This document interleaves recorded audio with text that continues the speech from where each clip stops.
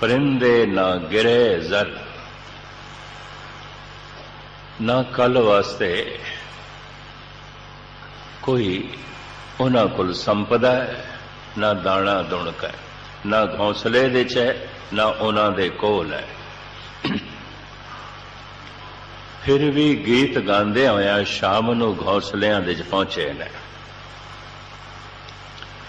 रात दा पहला पैर समाप्त होया, गीत गांदियां गांदियां सौ गए ने। रात दा चौथा पैर जैसे आरंभ होया, ये गीत गांदियां गांदियां उठ बैठते हैं, चहचहांदियां उठ बैठते हैं। चानना हो गया, पूरा प्रकाश हो गया, गीत गांदियां होया घौंसलियां चो निकल पैंदे ने, दिन भर रिजक दी तलाश करते ने, दाना दुणका लभदे ने। फिर शाम नूं आ रहे ने गीत गांदियां गांदियां। फिर पहला पैर समाप्त होंदियां गीत गांदियां गांदियां सौ गए ने। फिर रात दा चौथा पैर आरंभ होंदियां प्रभात होंदियां उठ बैठे ने गीत गांदियां गांदियां। फिर चानना होंदियां गीत गांदियां गांदियां रिज़क दी तलाश दे निकल पए ने। हज़ारां तरह दियां चिंतावां लैके शाम नूं मनुख अपने घर आउंदा है। हज़ारां तरह दे गम लैके रात नूं सौंदा है। हज़ारां तरह दियां जिम्मेवारियां लैके सवेरे घरों निकलदा है। फिर बेशुमार तरह का तनाव लैके शाम नूं फिर वापस आउंदा है। पंछियां कोल कल वास्ते कुछ भी नहीं, बेशतर मनुखां कोल इतना है कि उन्हां दियां 7 पीढ़ियां भी खा लैन, फिर भी रोंदे हुए आउंदे ने, गमगीन होके सवेरे उठदे ने और तरह तरह दियां चिंतावां लैके घरों निकलते हैं। महाराज कहते ने, इन्हां पंछियां नूं देख के मैं हैरान हाँ। गुरु अर्जन देव जी महाराज भी कहते हैं, हाँ बलहारी तिना पंछियां जंगल जिन्ना आवास, कक्कर चुगन थल वसन, रब न छोड़न पास। पशु करीबन करीबन सुखी ने, देवते आनंदित ने, दुखी केवल मनुख है, सिर्फ मनुख। और जितना सियाणा मनुख है उतना ही ज्यादा दुखी है। कारण जो कुछ कोल है इहदे नाल ते सुख मिलिया नहीं, सिर्फ लोड़ां दी पूर्ति है। सुख किवें मिलना है इहदा पता भी कोई नहीं, तो दुखी केवल मनुख है। और मैं अर्ज करा, जितना सियाणा मनुख होवेगा उतना ही ज्यादा दुखी होवेगा। जितना अचेत ते मूढ़ मनुख होवेगा उतना दुखी घट होवेगा। पशु सुख दे च जी रहे ने, देवते आनंद दे च जी रहे ने, दुख दे च केवल इंसान है, मनुख है। पशु बोर भी नहीं आते, बेचैन भी नहीं आते, पशु पागल भी नहीं आते। हाँ, वो पशु जरूर पागल हो जाते ने जिन्हां विचारियां नूं मनुखां दे नाल रहना पैंदा है ते मनुख उन्हां दी सुतंत्रता दे च बाधा खड़ी कर दिंदा है। वो कदी कदी पागल हो जाते ने, वरना पशु पागल भी नहीं आते। पशु सुख दे च जी रहे ने, देवते आनंद दे च जी रहे ने, दुखी केवल मनुख है, केवल इंसान है। महाराज ते इत्थे तक कहते ने, दुख कियां पंडां खुलियां, सुख ना निकसियो खोए। बड़े ध्यान नाल सरवण करना। हर बंदा दुखां दी पंड है और कुछ भी नहीं। जितने मनुख बैठे होन किधरे भी, बस सब दुखां दियां पंडां। दुख कियां पंडा खुलियां सुख नानक सेओ कोय। महाराज कहते हैं एक एक पंड मैं खोल के वेखी है, सिवाय दुखा तो कुछ भी नहीं निकले। दूजे नूं खोलण दा ढंग की है, किवें खोलोगे पंड? एक तरीका है, तुसी किसे नूं अपना एक दुख सुनाओ, वो दुखों की पंड खोल के रख देंदा, अपने सैकड़े दुख सुणांदा, थानू बोलण का मौका ही नहीं देंदा। हकीकत है। इस वास्ते सियाणा मनुख अपना दुख किसी दे अगों नहीं खोलता। ये सियाणे मनुख की पहचान है। क्यों? उन्होंने पता है मैं अपना एक दुख सुनावांगा, 100 सुनाएगा, ये भी चुप नहीं करेगा। एक सुना के 100 दुख मैं होर सुना, अपने हिरदे का भार वधावां। सियाणा मनुख किसी को दुखों की पंड नहीं खोलता। उस्ताद ज़ौक़ होए ने, वो कहते ने, मेरे चेहरे से गम आशकारा नहीं है। कहंदा मैं दुख नूं कदी मत्थे ते प्रगट नहीं होण दिता। मेरे चेहरे से गम आशकारा नहीं है, पर ये न समझ के ये गम का मारा नहीं है। डूबने को तो डूबे हम भी, लेकिन पहले साहिल को हमने पुकारा नहीं है। डूबया मैं भी हाँ, गोते मैं भी खादे ने, पर ज़ौक़ कहंदे ने मैं इस तरह रोया पिटिया नहीं, मैं डुब गया जी, मैं मर गया जी, मैं डुब गया जी।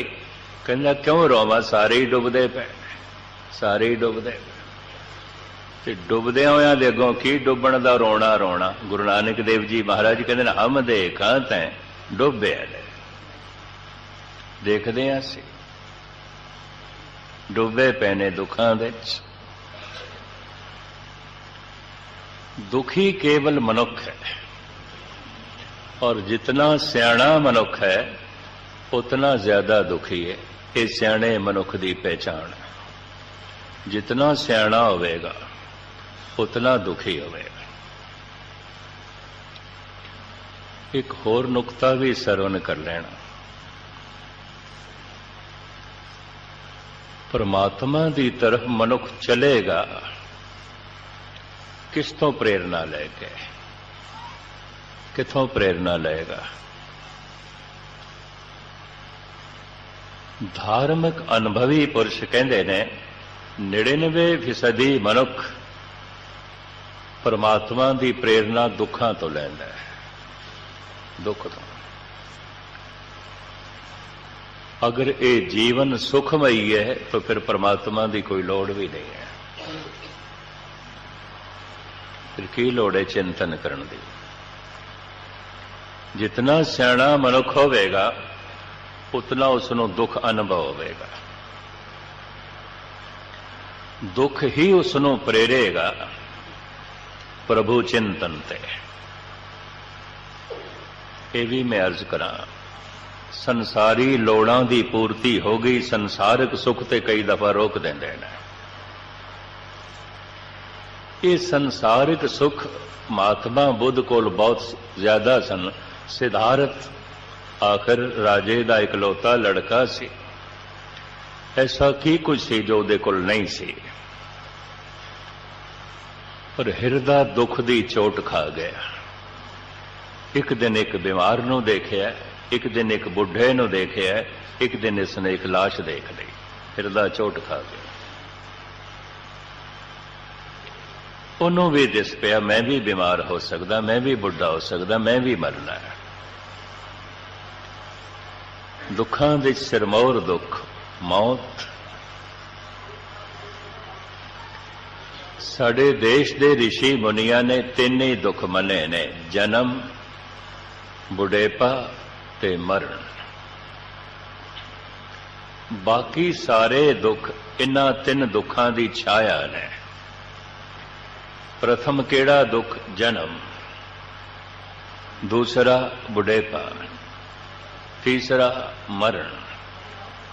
भगत जयदेव जी का पदा है बड़ा कीमती गुरु ग्रंथ साहब जी महाराज दे वो कहते नदा नोद जस सिमरणे न जन्म जराद मरण भयं नहीं होंदा जेदे सिमरन करन नाल जन्म दा दुख बुढ़ेपे दा दुख मरण दा दुख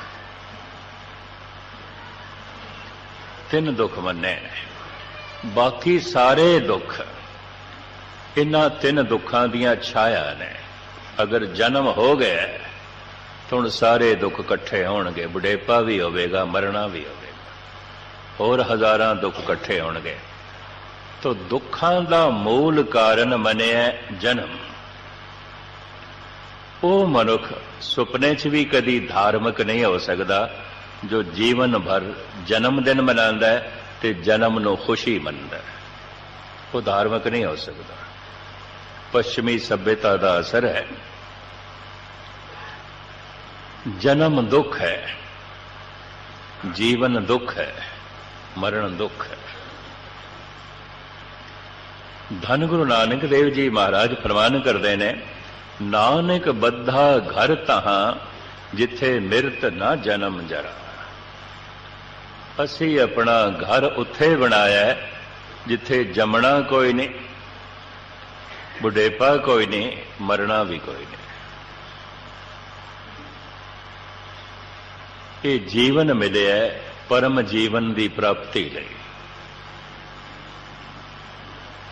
ये जीवन मिले है उस जीवन की प्राप्ति लई जिस जीवन दे जन्म मरण बुढ़ेपा नहीं है सारे दुख नहीं है इस जीवन दे ते हैं शरीर रोगां दी खाण है मन सोगां दी खाण है मन दे च सोग है तन दे च रोग ने मेरे समेत आप जितने बैठे किसी को तंदुरुस्त ना समझ लेना गुरबाणी नहीं मनती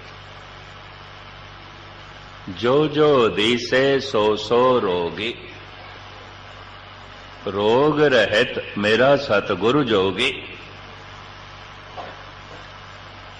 दरअसल रोगी सारे ने जिन्ने चिर तक रोग पीड़ा ना बने असी रोग नूं रोग मनदे ही नहीं आयुर्वेद यूनानी तिब एलोपैथी होम्योपैथी नेचरपैथी पीड़ दुख ना बने रोग दुख ना बने रोग पीड़ा ना बने वो पीड़ा का समाधान ते करते ने रोग का नहीं आयुर्वेद भी मौजूद है और एलोपैथी मौजूद है होम्योपैथी मौजूद है नेचरपैथी मौजूद है मेडिकल स्टोर दवाइयां नाल भरे पे ने मनुखां दे शरीर रोगां नाल भरे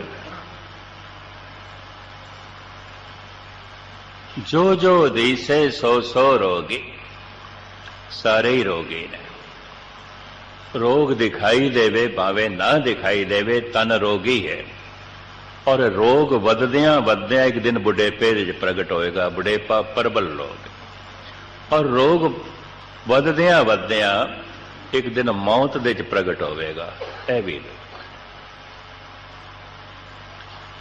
अगर अंदर रोग नहीं है तो मनुख बुढ़ा किस तरह हो जाता है मर किस तरह जाता है रोग ही तो वध रहे हैं दिखाई नहीं दे रहे तन रोग है गुरु नानक नहीं मनते क्योंकि तन स्वस्थ हो सकता है रोग ते मन सोग है मन दे सोग ते चिंतावां ने जिथे सारे तन रोगी ने उथे सतगुरां दी बाणी कहंदी है सारियां दे मन दे चिंता है चिंतत ही दिसे सब को है सारे ही चिंता तुरना है